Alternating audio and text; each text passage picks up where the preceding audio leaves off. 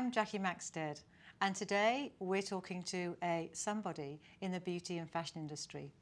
Mr. Dhav Naidu is someone you may have seen out and about at beauty industry events, and today we're going to find out a bit more about who he is.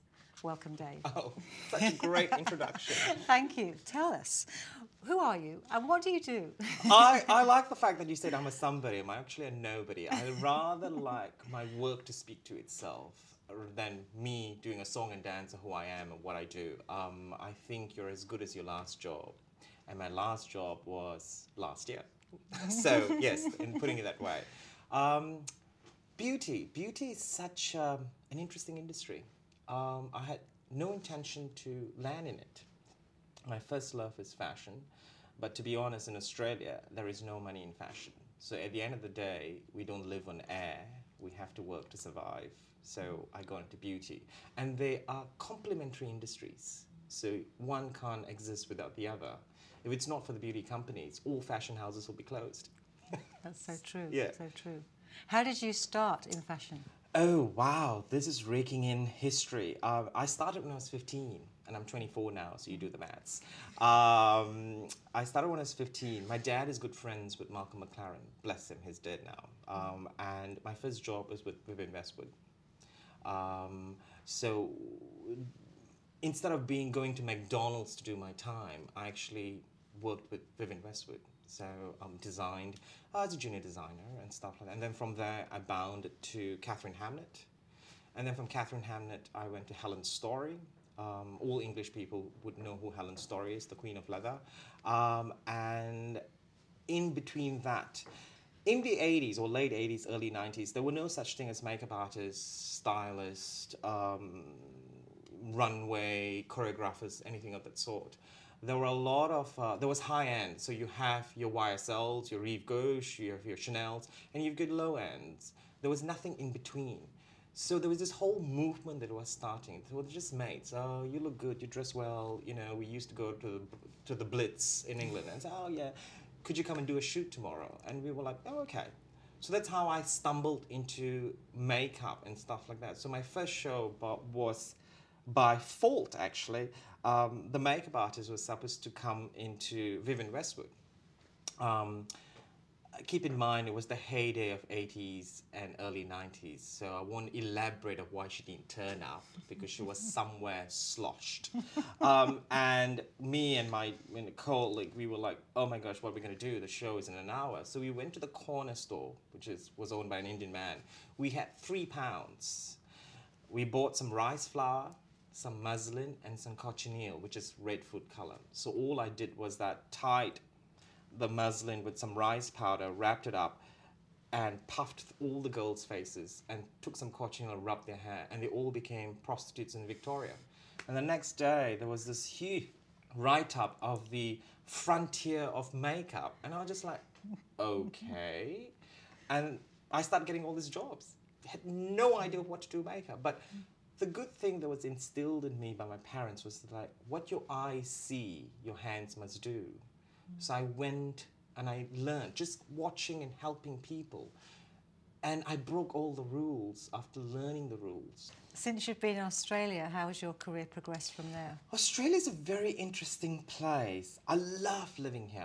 Absolutely love living here. The food and wine here, I know it's a bit of a cliche, but they are trendsetters. But beauty, very, very interesting industry here. There's so many natural ingredients, but sometimes mineral makeup is mineral makeup, if you know what I mean. So my traction in beauty here is that I've been given a lot of opportunities for a nobody. And I've embraced it, I've harnessed it. My work ethic is also another thing, because it's a job, not a lifestyle. So you won't see me as much as other people like me to be opening to a head wound. I just keep to myself quite a lot. And being in Melbourne makes it more refreshing. So I come in for choice events and I leave. So I'm not involved with the politics. I like working with the beauty girls, a great team of girls, very helpful. And I'm literally a thorn amongst the roses. They're just absolutely stunning. And so they're great to work with. good support from beauty PR girls. They're amazing. I mean, like, they never judge. And that's why the industry here, and I keep telling people, jumping very quickly, that's because that's how my brains work. Beauty is a $300 billion industry worldwide. Why do we have such a flippant attitude towards it? And it gets really tiring when people tell me that Lindsay Lohan is wearing it, it's great. Really don't care what Lindsay Lohan is wearing. You've been presenting beauty on television and also in the written word. What's your preference? Before I did television, because I was not one of those 5-year-old kid playing in the playground thinking, oh my gosh, my destiny is in front of the camera. I always thought I had a face for radio. It's just something. And I think you don't wax lyrical about your dentist. So why would you wax lyrical of someone who is on air for 10 minutes a day, So I had no intention of being on television. Written word, I think the pen is mightier than the sword. But also, I like writing, or whatever I do, I never slag off any company. You have no right to do that.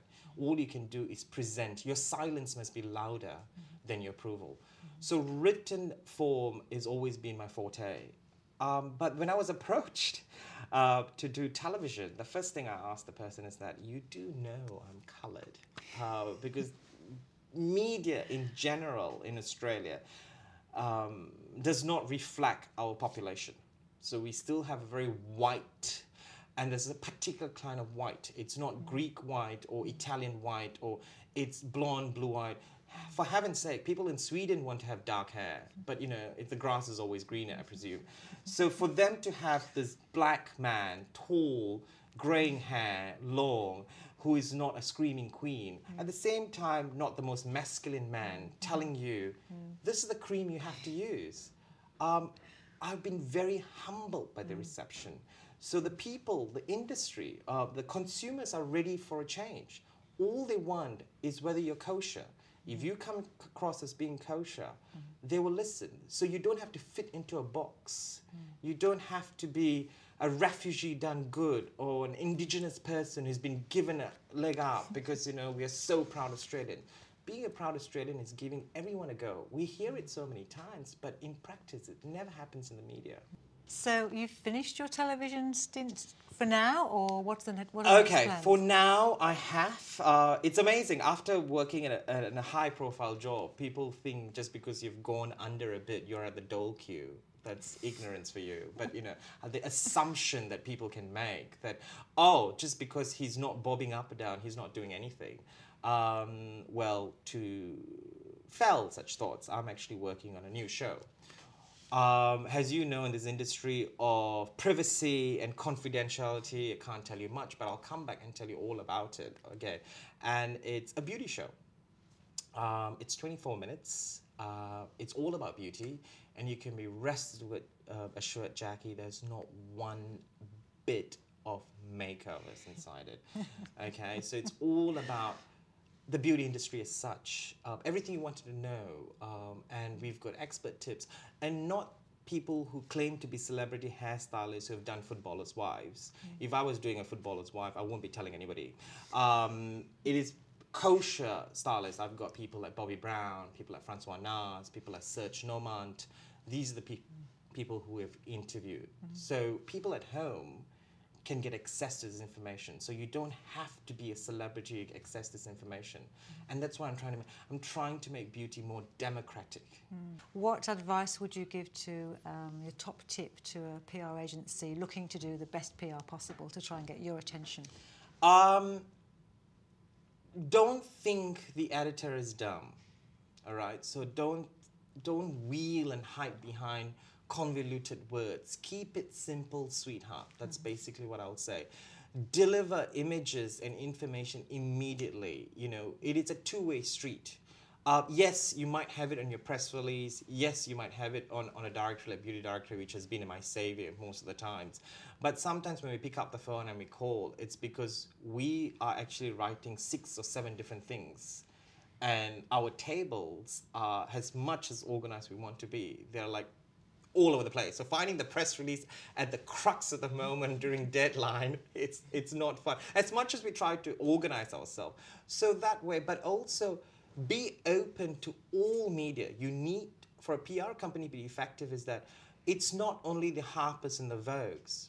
Personally, you need, if you do a run-of-the-mill product, Harper's and Vogue, as much as they are revered and respected, they've got other commitments. So you need to go all medias, your bloggers, your online magazines, your street press, and you should be on top of the game. You should know everyone, anything. Just because they're not in the scene doesn't mean they're not doing the right thing. And that's what I find in Australian media.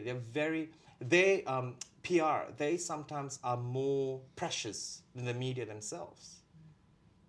In Britain and America, because you've got so many brands, you're fighting for the same thing. So people who are at base level now, what is to say that they're never going to become the beauty editor? So you respect everyone. So I've seen kids who are like, oh, we only want to talk to the beauty editor. The beauty editor has got 20 million things to do. So speak to her assistant or assistant's assistant, because who is not to say that she's going to be the beauty editor one? So that's the kind of thing. We need to break these shackles and be more democratic. I keep coming back to the word democratic. Help everyone, but also take it with a pinch of salt. If someone is actually calling in products and not featuring anything and trying to open their own store, well, you must be smart enough to know that's happening. But that's what I will advise. Yeah. And you have to be open. You need to know all media, both in Brisbane. Perth has got some amazing magazines in Perth. Nobody approaches them. So that's in Adelaide. Adelaide has got another glossy magazine that is great. So things like new media, embrace new media. Such good advice. Dave, thank you very much. It's been a Absolute pleasure to talk to you. Thank you very much. Thank you very much for this opportunity.